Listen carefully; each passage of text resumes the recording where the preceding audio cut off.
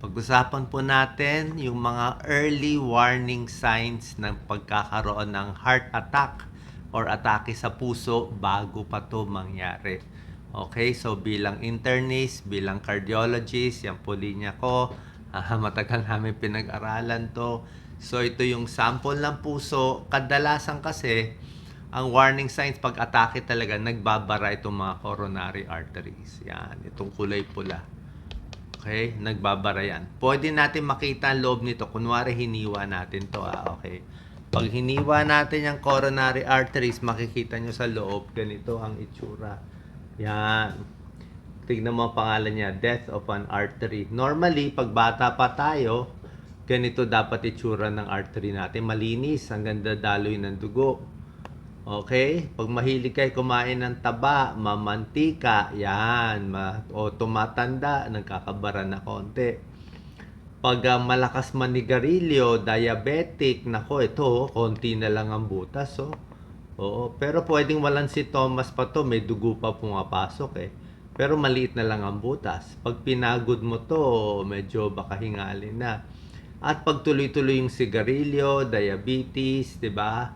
Ayan at mamataas ang cholesterol yan, to halos barado na oh. Ito, konting lakad lang, sasakit ng dibdib, magbabara na to. Kasi ang konti na lang ng pasok ng daloy ng dugo. At pag nagsara ito, heart attack na yan. Yan, pag sara, heart attack. Yan ang pinakadelikado. So, pinakamaganda, bago mangyari yung heart attack, actually itong mga sintomas, nakita nila sa ibang mga tao 1 month before. 1 month bago mangyari yung atake sa puso, 1 month bago magsara to, meron ng parang warning signs. May nararamdaman na yung pasyente. Hindi sa lahat ng cases, pero kung meron, napakahalaga nito kasi masisave yung buhay ng pasyente. Number 1, 1 to 8 to. Number 1, parang may nakadagan sa dibdib. Okay? Ang dagan sa dibdib, ang sakit mga 5 minutes hanggang 15 minutes. Ganyan yung sakit sa dibdib. Hindi mo maituro, parang waves. Parang darating yung sakit, mawawala. Darating yung sakit, mawawala. Yan, 5 to 15 minutes. Lalo na pag napagod, umakyat, umiire, sumasakit, parang mabigat siya.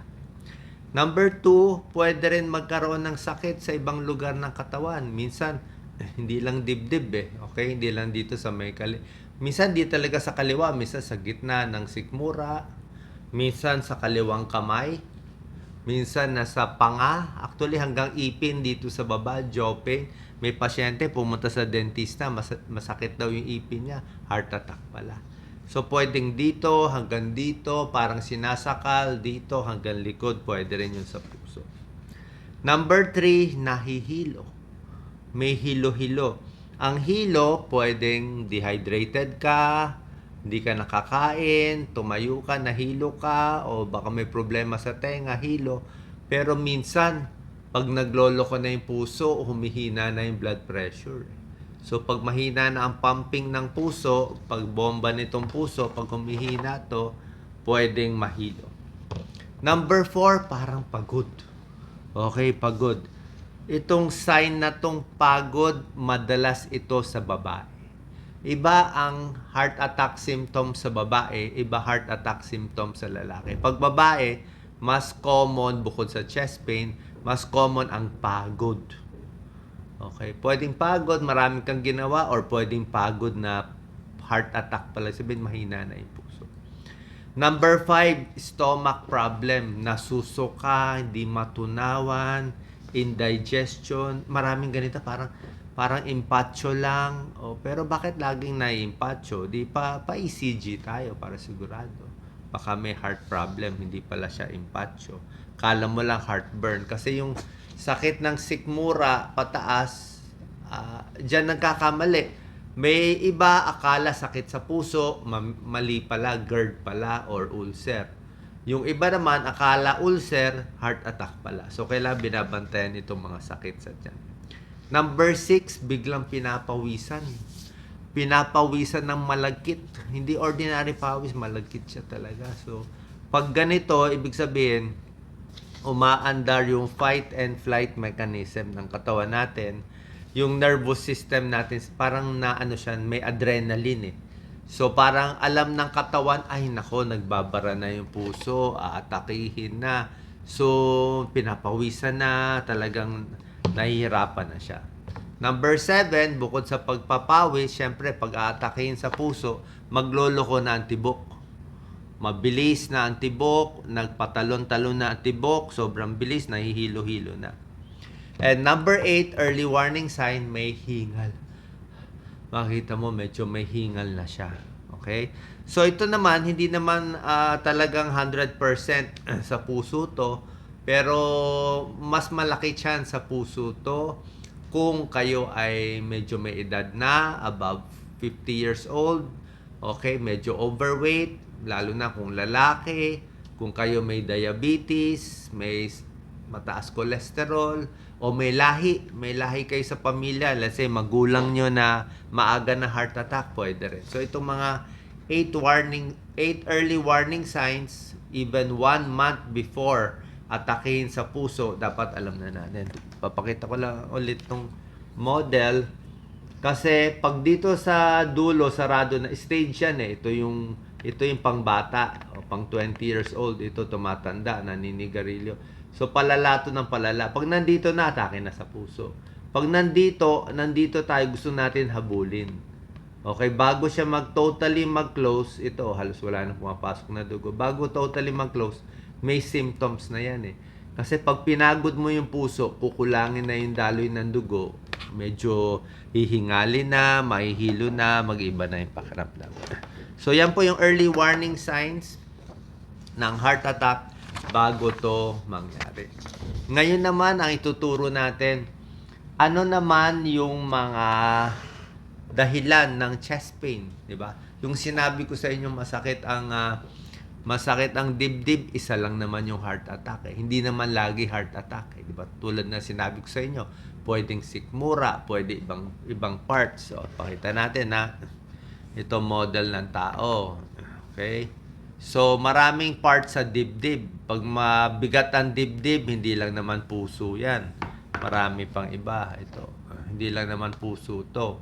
So, marami pang ibang parts. Pwedeng sa baga, pwedeng bandang leeg, ayan no. Pwedeng sa tiyan to. Pwede sa atay, pwede sa lungs, may ribs pa to eh. O pwede rin dito sa likod, 'di ba? So, maraming mga dahilan na pwedeng meron pang bukod dito, hindi lang puso na sa loob, meron pang mga aorta. Itong aorta, itong kulay pula. So, isa-isahin natin na. So, pinaka-common yung angina heart attack, di ba? Second, yung sinasabi natin na parang ulcer, okay? Na masakit ang sikmura. Pakita natin dito. Yan, sa tiyan. Itong kulay. Baka dito galing yung sakit sa dibdib mo. Pwede. Meron din gallbladder stone. Ito, gallbladder. Ito, medyo green sa ilalim. Sa gallbladder, sa abdo, may bato doon, sumasakit din. Pag humihinga, sumasakit sa paghinga, pwede sa baga. Ito, pulmonya. May problema sa baga, pwede rin. Paghinga, masakit. Or pwede sa ribs, sa buto mismo. Hindi na dito sa bone. Diba? Dito sa bone mismo. So, costochondritis, muscle pain. Diba? Baka natulog ka, nakatabingi. Baka yun ang cause. Pwede rin yan. Pwede rin may rib fracture. Baka na-fracture, nasuntok. Pwede rin yon. Pwede rin naman merong diferensya dito. May shingles, kulebra. Shingles. So, parang isang linya yon, kulebra tawag sa Tagalog, shingles. Isang linya, sobra sakit. Parang puro tigyawat na isang linya dyan. So, iba yon, mga viral infection doon. Lung conditions, pwede galing sa likod. Ang mas serious dito, pwedeng aortic dissection, itong aorta. Pwede napupunit. Pag high blood, pwede rin yan. Okay? Or yung iba, hindi actually sa coronary arteries, pwede yung valvula may sira. Yung loob ng puso, itong mga valve. Ito, baka may rheumatic heart disease. O baka lumalaki yung puso, pwede rin. Diba? o yung muscle, di ba? At minsan naman, pwede rin nervyos. Okay? Sobra nervyos, makabog ang dibdib. So, paano natin malalaman kung sakit sa puso o hindi? Okay? How do we know kung sakit? So, sabihin ko sa inyo, mas sigurado, mas kailangan magpa-check up kung 5 to 15 minutes ang sakit. Okay? Napagod, yan. Pag wala pang 1 minute, segundo, malamang hindi sa puso. Pag 3 oras, malamang hindi sa puso. Pag naituturo niya na isang daliri, ang sakit, malamang muscle yan o buto. Tapos sakit sa puso na dito. Okay? Tapos, kung babae, edad 30, 20, mas bata pa, walang ibang sakit, malamang hindi sa puso. Pag 50-year-old, lalaki, diabetic, mataba, matigas ang ulo, o stressful ang trabaho, pwedeng sakit sa puso. So, depende sa condition ng tao, depende kung naninigarilyo, malakas manigarilyo, o mas higher risk tayo. So, pag duda tayo, oy, medyo matanda, medyo maraming bisyo, 'di ba? Tapos yung sintomas ganyan, papacheck natin sa puso. Otherwise, kung hindi naman, kung batang babae, laging ninenervyos, baka meron lang konting problema sa buhay. Sana po nakatulong to para ma-describe natin anong test gagawin. As a cardiologist, ECG, basic, pwede naman, ECG, 2D echo, Doppler, tapos minsan yung stress test, maganda. Actually, ang maganda sa sakit sa puso, stress test. Hindi lang ECG, pinapatakbo yung pasyente, tapos sinecheck, makikita kung pinagod ba. Pag pinagod ba siya, sasakit ba ang dibdib? Pag pinagod ba siya, magloloko. Ibig sabihin kasi, pag ganito kasi naglalakad, normal pa ECG nito eh. Kasi parang meron pang dugo eh. Pero yung ganito, pinatakbo mo siya, pinagod mo, tapos ECG mo, doon lalabas yung bara. Kasi nga, hindi na kaya ng konting pasok ng dugo ang demand ng oxygen ng mga muscles. Yan ang purpose ng mga stress test. Sana pa nakatulong to, konting linaw sa sakit sa dibdib. Ingat po tayo, tigil sigarilyo, inom, tapos diet, 'di ba? Kailangan diet, tapos kailangan lakad-lakad, exercise. Pero mag-exercise lang tayo pag okay na yung condition ng puso.